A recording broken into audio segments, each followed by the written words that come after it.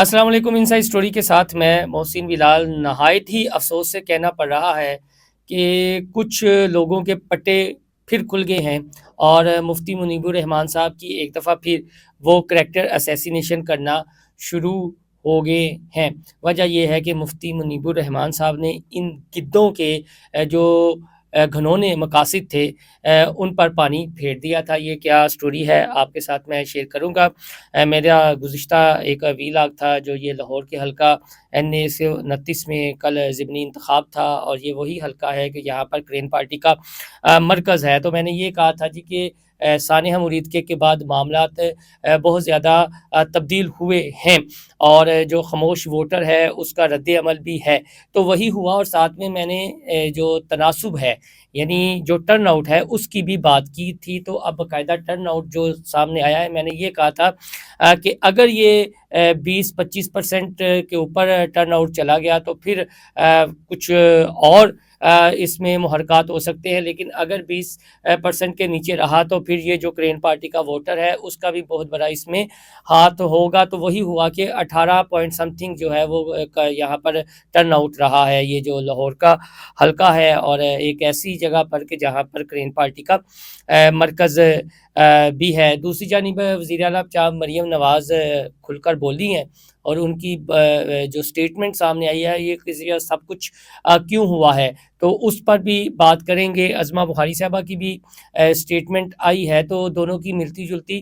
Statement ہے۔ تاہم یہ جو ضمنی انتخاب ہے، مفتی منیب الرحمان صاحب ہے، مریم نواز صاحبہ ہوں یا عظمہ بخاری صاحبہ ہوں یا کرین پارٹی والے ہوں، دوسری جانب PTI والے ہوں، یہ کوئی ڈارٹس ملتے ہی ہیں ایک دوسرے سے۔ تو میں پہلے تھوڑی سی بات کر لیتا ہوں مفتی منیب الرحمان صاحب پر۔ مفتی منیب الرحمان صاحب کی ایک سٹیٹمنٹ پچھلے دنوں سامنے آئی تھی۔ وہ سٹیٹمنٹ تھی کہ ڈونلڈ ٹرمپ جو امریکی صدر ہیں ان کے ساتھ نو منتخب میئر جو نیو یارک ہیں وہ ملاقات کرنے کے لیے گئے تھے، اور پھر وہ مسکراتے رہے اور ایک دوسرے کے ساتھ چلنے کا انہوں نے عزم بھی کیا، اور اس چیز کا اعادہ بھی کیا کہ ایک دوسرے کے ساتھ چلیں گے امریکہ کی ترقی کے لیے، خوشحالی کے لیے، اور جہاں پر مشکلات آئیں گی وہ اسے حل کرنے کی کوشش کریں گے۔ تو اس پر مفتی منیب الرحمان صاحب نے، ظاہر ہے ایک یہ سیاسی ملاقات تھی، مفتی منیب الرحمان صاحب نے اس پر ایک بیان دیا، وہ پھر سوشل میڈیا پر شیئر کیا۔ تو کچھ جو گد ہے نا ان کو یہ آنا وہ ہضم نہیں ہوا۔ یہ گد جو ہے وہ مفتی منیب الرحمان صاحب کی کریکٹر اسیسینیشن کا کوئی موقع ہاتھ سے جانے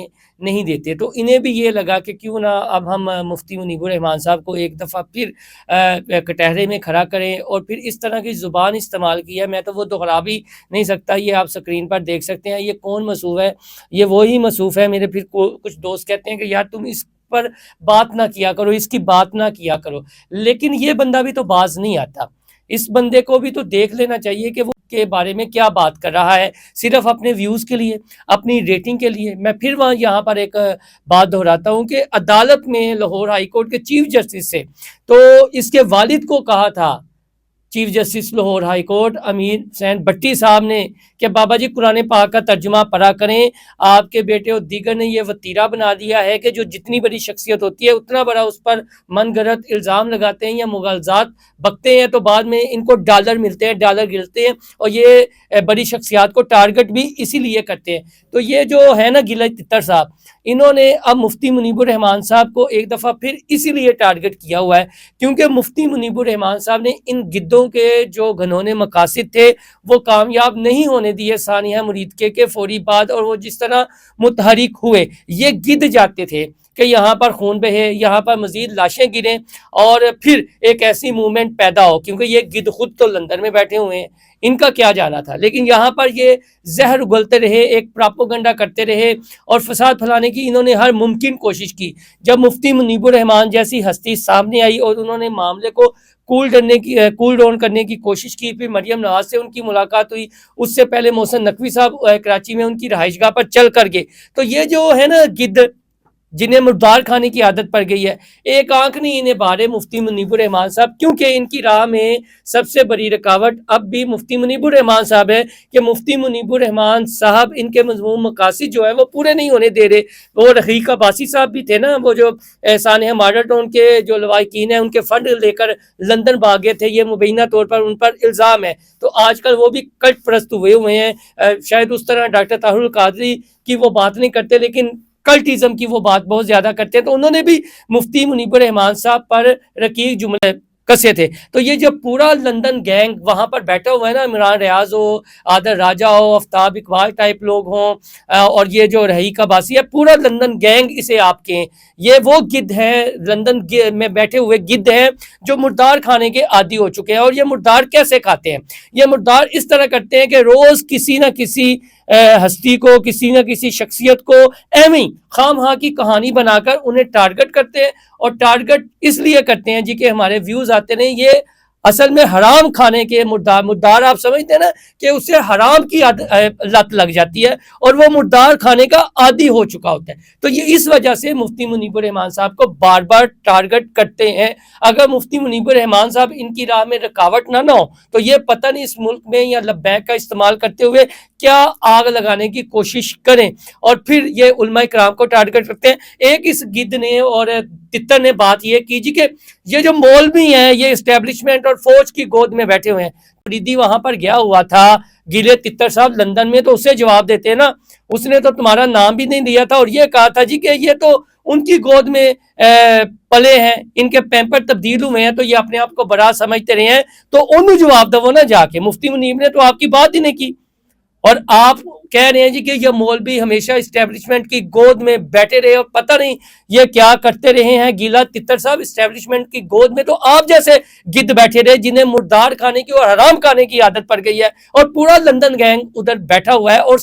صبح و شام یہی کام کر رہا ہے کہ جو شخصیات ہیں بس ان کو ٹارگٹ کیا جائے، اور پی ٹی آئی کے جو کارکنان ہیں، جو ووٹرز ہیں، سپورٹرز ہیں، انہیں ایک ایویں چورن بیچا جائے اور ان کی ہمدردیاں حاصل کرنے کی کوشش کی جائے۔ پی ٹی آئی کے کارکنان کو بھی ان گدوں کو پہچاننے کی ضرورت ہے۔ میرے خیال میں اب اتنے پہ اس کو افاقہ ہو جائے گا۔ مفتی منیب الرحمان کہاں اور یہ گیلا تتر کہاں، یا کہ اس کی ہے کہ یہ بات کرے خود فیض ہو، باجوہ ہو، غفور صاحب ہوں، یا پھر پاپا جون، یا جو بھی اس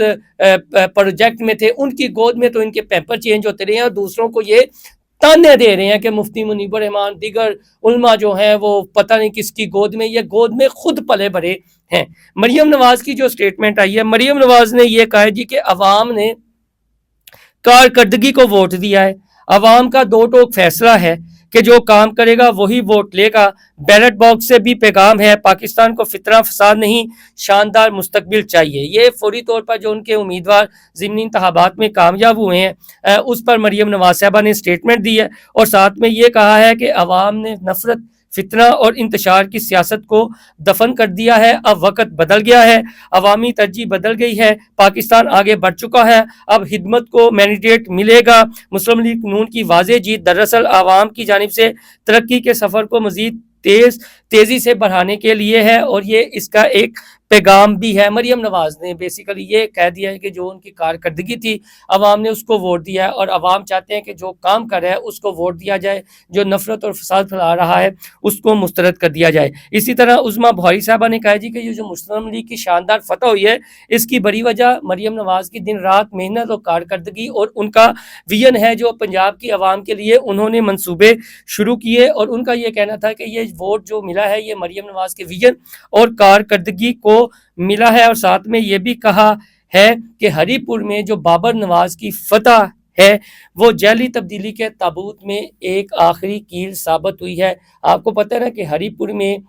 جو فتح ہوئی ہے وہ عمر ایوب کے مقابلے میں مسلم لیگ نون کے جو امیدوار ہیں بابر نواز وہ فتح یاب ہوئے ہیں۔ تو عظمیٰ بخاری صاحبہ نے اس تناظر میں بات کی ہے، اور پنجاب کے تناظر میں انہوں نے یہ کہا جی کہ پنجاب کی عوام نے مریم نواز کے ویژن کو ووٹ دیا ہے۔ اور جہاں تک پی ٹی آئی کی یہاں پر ضمنی انتخاب میں بات ہے تو وہ نوشتہ دیوار تھی۔ وجہ یہ تھی کہ حماد اظہر صاحب نے جب یہ ٹویٹ کیا تھا اور پہلے پتہ نہیں تھا کہ ارسلان چودھری کون ہے، تو اس پر پی ٹی آئی کے امیدواروں نے یا جو کارکنان ہیں اس حلقے کے بڑا زیادہ سخت رد عمل دیا تھا، اور پارٹی سے بھی رد عمل آیا تھا کہ عمران خان کا ویژن تو مروثیت پر مبنی نہیں ہے، لیکن مروثیت جہاں جہاں ہوئی اس کو مسترد کر دیا گیا، وہ چاہے ہری پور ہو یا لاہور ہو۔ اگر یہ چاہتے ہیں دھاندلی ہوئی ہے یا انہیں یہ ہے کہ دھاندلی ہوئی ہے تو 334 پولنگ اسٹیشن ہیں، ان کے جو پولنگ ایجنٹ ہیں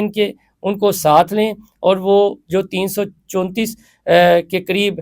فارم 45 ہیں وہ ان کے ہاتھ میں ہونے چاہیے اور چلے جائیں۔ الیکشن کمیشن پورا امن طریقے سے اگر یہ سمجھتے ہیں، ادروائز یہ باتیں ہیں۔ ہاں، یہاں پر جو ٹرن آؤٹ کم ہوا ہے، وہ میں نے پہلے بھی کہا تھا، میں اس پر قائم ہوں کہ وہ ٹرن آؤٹ اس وجہ سے کم ہوا ہے کہ اگر ثانیہ مرید کے نہ ہوا ہوتا تو ٹرن آؤٹ تھوڑا سا بڑھنا تھا، لیکن ایسے حالات میں بھی لبیک کے جو امیدوار ہیں انہوں نے 2000 سے زائد ووٹ لیے ہیں، جی ہاں 2000 سے زائد ووٹ